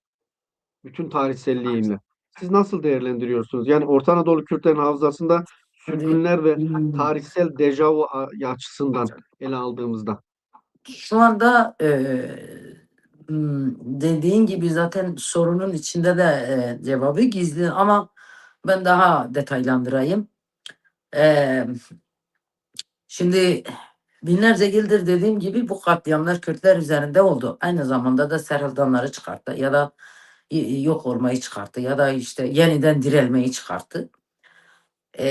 300 yıl önce Horasan'dan, Afrin'den, Bakure Kürdistan'dan Kürtler o Orta Anadolu bölgesine göç etme zorunluluğuyla karşı karşıya geldiler. Şu anda da yine işte Rojhelat'tan, Rojava'dan, bilmem işte yine Başure Kürdistan'dan, yani Kürdistan'ın 4 parçasında Kürtler yine bir şekliyle göçlerle, mültecilikle, ülke hasretiyle, toprak hasretiyle yine yüz yüze ya da kalmış durumundadır. Tabii şimdi şöyle bir durum da var. Mesela düşman bize alerjidir, çünkü özellikle Kürt kadınına alerjidir. Kürt kadınının gelişmesini, kendini savunmasını, kazanımın elde edilmesini istemez. Ne kültürel, ne siyasal, ne de ekonomik boyutuna. Niye ben bunu diyorum? Diyelim biz Orta Anadolu Kürtleri 300 yıldır ya da 400 yıldır Türkiye'nin içinde yaşıyoruz. Ama hiçbir şekilde dilimizi, kültürümüzü, tarihimizi yazılı olmasa da kulaktan kulağa, ağızdan ağıza bizim generasyona kadar gelmiş. Bu kadın ağzıyla yapılmış. Kadının hissettiği, kadının duygusallığı, kadının toprağa olan bağlılığı, e, bu duyguyla buraya kadar gelmiş. Ağıtlarla, dilo parçaları, eserleriyle, işte yani aslında Kürt tarihinin geneli de biraz böyle. Bu son 50 yıldır bir şekilde artık arşivleşmeye gitmişiz. Bir şekliyle artık işte bu dijitalin çıkmasıyla artık birçok yerde kendi dilimizde işte kendi kültürümüzü kendimize anlatmaya çalışıyoruz. Hı hı. Bunları anlatırken şimdi bugün Rojava'da ya da Halep'te o iki mahalleye olan saldırının yarın öbür gün, ben korku da yaratmak istemiyorum ama yarın öbür gün Orta Anadolu Kürtlerine olmayacağını ne malum. Hatta Orta Anadolu Kürtlerinde zaten Birinci Dünya Savaşı'ndan beri Orta Anadolu Kürtlerine zaten bu zulüm yapılıyor.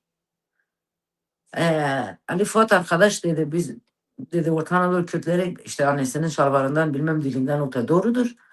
Çünkü bir kültürel soykırımla karşı karşıyaydık. Bir asimilasyonla karşı karşıyaydık. Diyelim bütün bunlar olurken yine işte bu şu anki imkanlar çerçevesinde Özgürlük Hareketi'nin çıkışıyla beraber Orta Anadolu Kürtlerinde de bir uyanışma oldu, bir kenetleme oldu.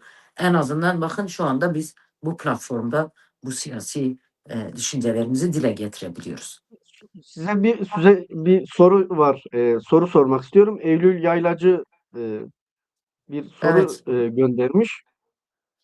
Türkiye Cumhuriyeti'nin diyor TC'nin Suriye'deki Kürtlere saldırısı güvenlik gerekçesiyle perdelenmiş emperyal emellerdir. Ama doğru, Halep saldırısı Kürtlerde duygu ve kader birliği daha güçlendirdi. doğru, Uluslararası platformlarda aktör haline gelen Kürtler için artık Kürt anasını görmesin metaforu miladını doldurmuştur. doğru. Hala köhnemiş devlet aklı ve refleksiyle siyaset yapanlar büyük kaybedecekler diyor Eylül Yaylacı. Bu konuda Doğrusu. senin düşüncelerini alalım. Yani ben bu konuda harfiyen Eylül arkadaşa katılıyorum.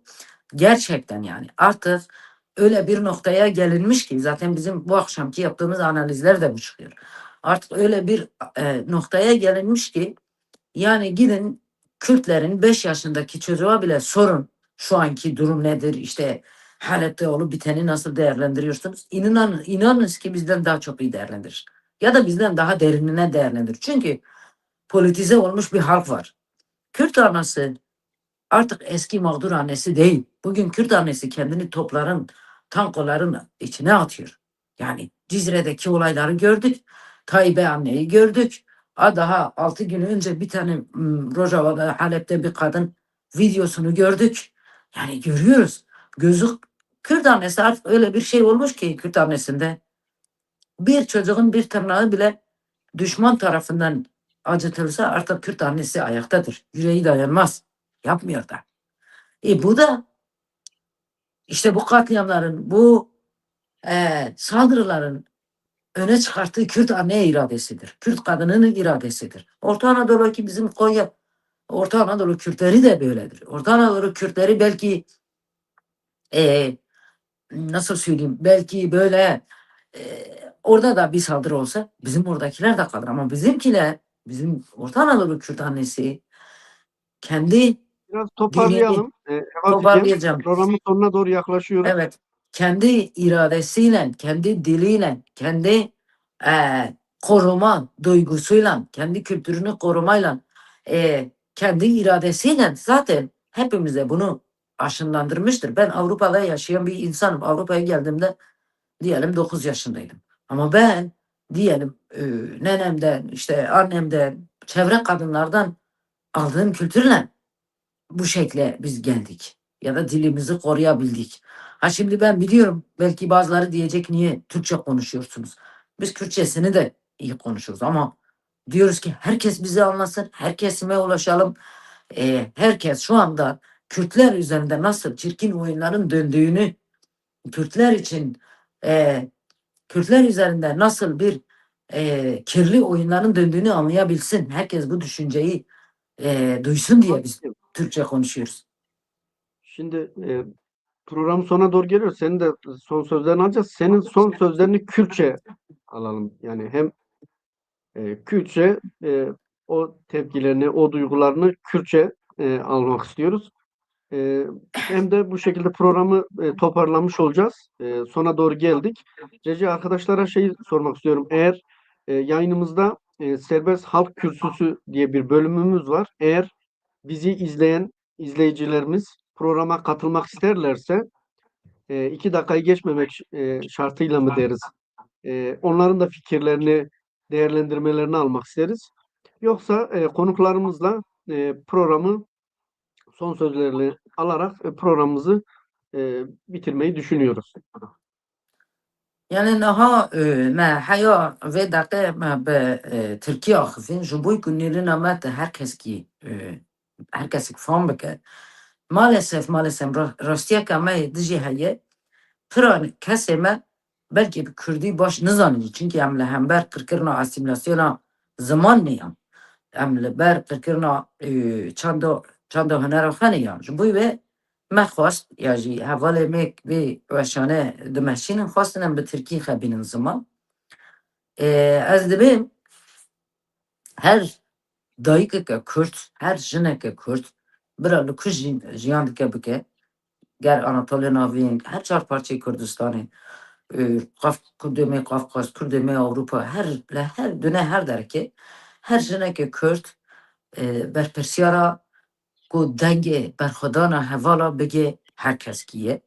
Her dayıkeke Kürt, dîsa her dayıkeke Kürt, her jineke Kürt یه ببه دنگی و حوالی میکلوی داره تکوشینه دمشینن و جاره کدن جبه لهمبر تکوشینا حوالی می روژاوا و همه کرده مر بر تکوشینا وان از بجنا خط تاوینم و از دبیم تو قد کس نمینه سر خج دجمن را دینه تو کس نمینه جی بچی یالی دبه برا ببه جناکا bir Malafada runa dua bike ev bile kabule. Yeter ki herkesik tişteki bike o herkesik Xudiya nasname xe Kürt der.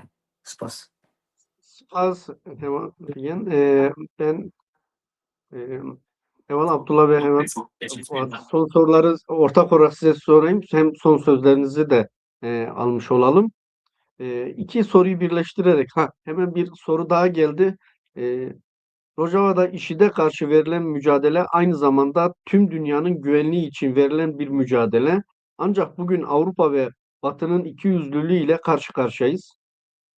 Yarın Kolani Almanya'ya geliyor. Sizin Avrupa'daki Kürt diasporasına bir çağrınız var mı? Yani bu protesto ve kınama konusunda bir çağrınız var mı? Demiş arkadaşlar. Ben yine bu soruyla beraber iki soruyu da birleştirmek istiyorum. Son kapanışta. Pekan sürece ve gelişmelere tabii ki sizlerin perspektifiyle genel bir değerlendirme aldık ama Pekan sürece gelişmelere nasıl bakıyor?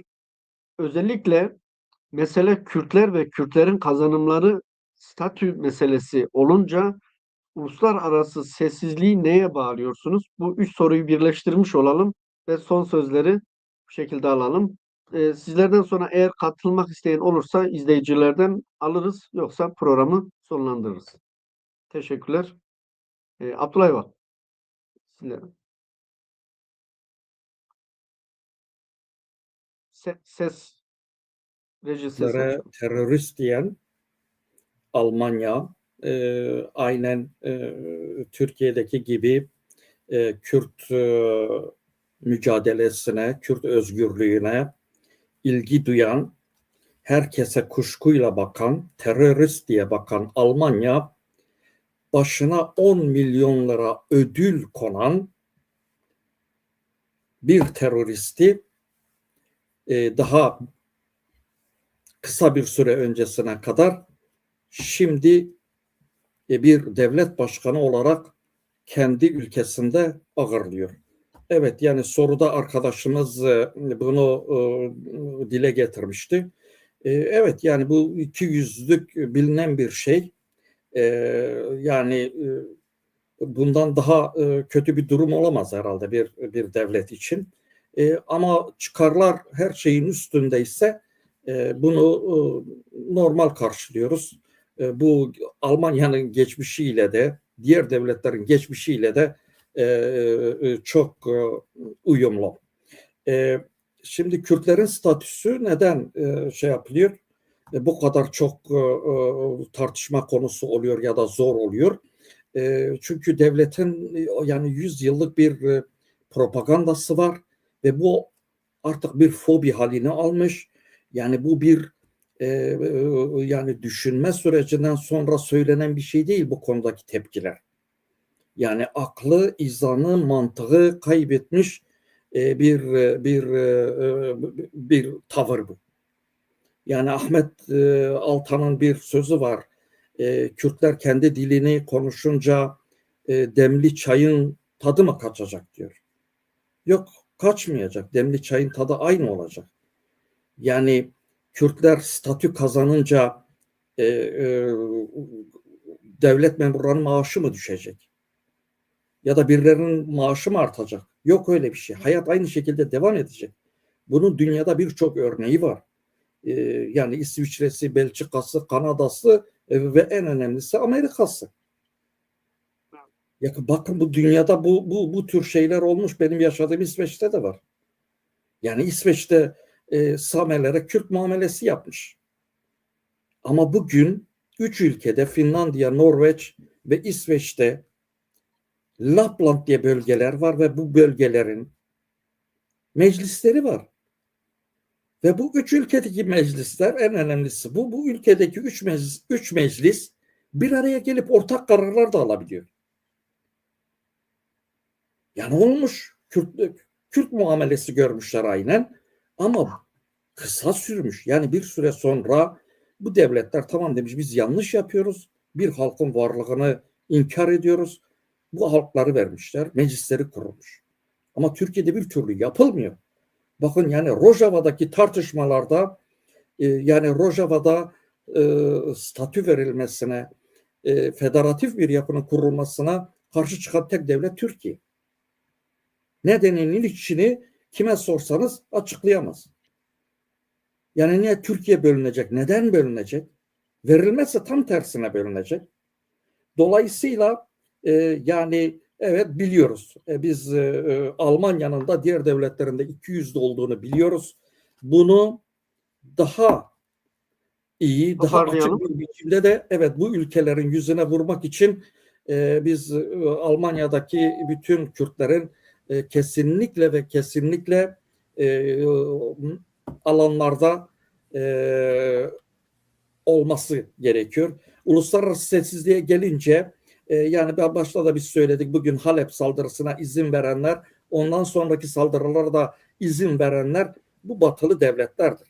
Yani şunu unutmayalım, yani uluslararasında dostluk diye bir şey yok. Şimdi Amerika'nın aslında Orta Doğu'da güvendiği tek güç Rojava ve tek laik seküler güç Rojava. Buna rağmen bakın yani Kürtlerin bu gücün masaya zayıf oturmasını ister. Yani dostluk söylemle şunla bununla olmuyor. Başta da söyledim Rojava'nın anlamını anlatmaya çalışırken. Eğer gerçekten sizin ayağınız yere basıyorsa ve gerçekten kendi gücünüze dayanarak bir şeyler yapıyorsanız dost olsun düşman olsun sizi dikkate alır. Değilse kimse sizi dikkate almaz diyorum. Eğer son sözümde söylüyorsan ben de Kürtçe söyleyeyim son sözümü. Ecidüem her Kürdekil her dereke tiştekik bike heye. Yani ek bideste khatike ma bideste tişteki bike. Ek bideste khanıkana tişteki bike ma bzmane kha bike. Ek bzmane kha jinnekana bike ma bduayen kha yardımcı ve mücadele. Spas alayım. Teşekkür. Teşekkür ederim. Fuat arkadaş size Ben son de son sözler olarak yani benim yaşadığım ülkeye geliyor Colani. Valla Apo dedi, başına ödül konulmuş, doğru. Fakat bugün çok ciddi şekilde üst düzeyde bir yarın karşılamayla karşılaşılacak. Kürtler bir bütün yani farklı örgütler, gruplar, Türkiye'nin o demokratik kitle örgütleri zaten Almanya'ya ilişkin bir çağrı yaptılar ve Jolani'nin Almanya'da karşılanmaması gerektiği şeklinde. Tabii yani ben de mesela Almanya'da vergi veriyorum. Dolayısıyla Almanya'nın vatandaşıyım da. Yani uzun yıllardır burada yaşıyoruz. Benim gibi Almanya'da milyonlarca Kürt var. Dolayısıyla Kürtlerin bu noktada Almanya'nın tavrını doğru koymasını bekliyoruz. Yani bu yapılan son saldırıların hesabının mutlaka sorulmasını, oradaki toplumsal bütünleşmeye yardım edecek yaklaşımlar içerisinde olması gerektiğine inanıyorum. Esas olarak bölünmeyi yaratan tam da Türk devletinin yaklaşımı. Yani Türk devleti eğer bu yaklaşımında ısrarcı olursa Kürtler bir bölünmeye gider. Yani o Kürtler artık eskisi gibi Birinci Dünya Savaşı'nda o oluşturulan sistemin, düzenin Kürtleri değil. Bu çok bilinmeli, açığa çıkarılmalı. Kürtler son derece ekonomik, sosyal, siyasal, hatta askeri olarak çok çok örgütlüler. Uluslararası güçlerin her ne kadar çıkarları dikkate alınırsa da bir takım ilişkiler var. Yani mesela biz işte Rojava'nın, Fırat Nehri'nin doğusuna Kürtler sınırlarken esas olarak Türk devleti fiili olarak bir bölünme, parçalanma yarattı. Yani 91'de örneğin çekiç güç dediler. İşte Güney Kürdistan'da dolayısıyla orada işte bugün de facto bir fiili yönetim var. Şimdi esas olan tam da işte Kürtlerin ortaya koyduğu birlikte yaşam siyasetini doğru anlamak gerekir. Kürtler ayrılıkçı değil. Kürtler içinde bulundukları topluluklarla ısrarla bir arada yaşama arzusu taşıyor. Dolayısıyla bir sıkıntı yok. Bizim Türkçe'ye, Türklerin değerlerine karşı da herhangi bir sıkıntımız yok. Bugün saldırı altında olan mazlum Kürt halkı, tabii biz mazlum edebiyatı da elbette yapmayacağız. Kürtlerin kendisini örgütlemesi gerekiyor. Yani örgütlü bir halk, bu örgütlü gücü daha da geliştirmek gerekiyor. Yani biz işte Türk kanallarının özellikle verdiği şekilde değil durum. Bu da bilinmeli. Yani özellikle Kürt basını izlendiğinde Kürtlerin ya da Kürt halkının bu süreç içerisindeki tavrı, duruşu çok net görülür ve kendisine güveni de çok net görülür. Bu tabi Orta Anadolu Kürtleri için de öyle. Orta Anadolu Kürtleri Türklerle en çok iç içe yaşayan bir halk olma gerçekliği var. Dolayısıyla sürekli ilişki içerisindeyiz. Demokratik bir ülkenin oluşması orada bizim de onların da çıkarınadır. Yani bizim halklar arasında herhangi bir düşmanlık yok. Türk devleti mevcut durumda ciddi bir kriz içerisinde. Siyasal bir kriz yaşıyor, ekonomik bir kriz yaşıyor. Uluslararası alanda bölgede eskiden bölge ülkesiydi. İran ve Türkiye bugün bölge ülkesi olma özelliklerini yitiriyorlar. Salt Kürt düşmanlığı yüzünden bütün enerjisini Kürtlerin hak almamasına odaklamış bir yönetim biçimiyle karşı karşıyayız. Herkese taviz veriyor. Yani kınadığı o İsrail'e bile taviz veriyor. Golan Tepe'ye, Şam'a 20 kilometre mesafeye gelmişler. Ne diyor? Hala Kürtlerle uğraşıyor. Kürtlerle mücadele etmeye çalışıyor. Dolayısıyla doğru bir tavır değil. Kürtlerin bu noktada dediğimiz gibi yaşadıkları ülkede bir bölücülük yapma durumları söz konusu değil. Örneğin Rojava'da ortak yaşam dinamikleri oluşturuldu. Yani demin de bahsettim. Ermeniler var, Araplar var, Süryaniler var, Türkmenler var, Kürtler var. Ve bu yönetimde yani o askeri yapı içerisinde %60, %65 Arap gençleri yer alıyor. Yani tek başına Kürtlerin bir askeri gücü de değil esas olarak. O çerçevede biraz doğru görülmeli Kürtlerin mücadelesi. Kürtler onurlu bir halk, özgürlüğü için mücadele eden bir halk. Dolayısıyla halkımızda belki çok sınırlı izleyen var ama bu noktada bir moral bozukluğu ya da herhangi bir buna benzer yaklaşım içerisinde olmamalı. Ben iyi biliyorum bu yüzyıl Kürtlerin 100 yılı olacak. Bunu ben söylemedim. Hacı daviye bana bejim hem havalara sıla furez gelek spas deste ve sağ. Teşekkürler. Evet, programımızın sonuna doğru geldik. Bir soru geldi. Onda, evet. Evet, programı bitireceğiz. Bitirmeden önce Pekan TV'yi izleyen izleyicilerimize öncelikle çok teşekkür ediyoruz. Bugün Orta Doğu denkleminde Kürtler ve Rojava merkezinde yaşananları süreci ele aldık. Herkese teşekkür ediyoruz. Yayınımızı paylaşmayı, beğenmeyi unutmayın diyoruz. İyi akşamlar diliyorum.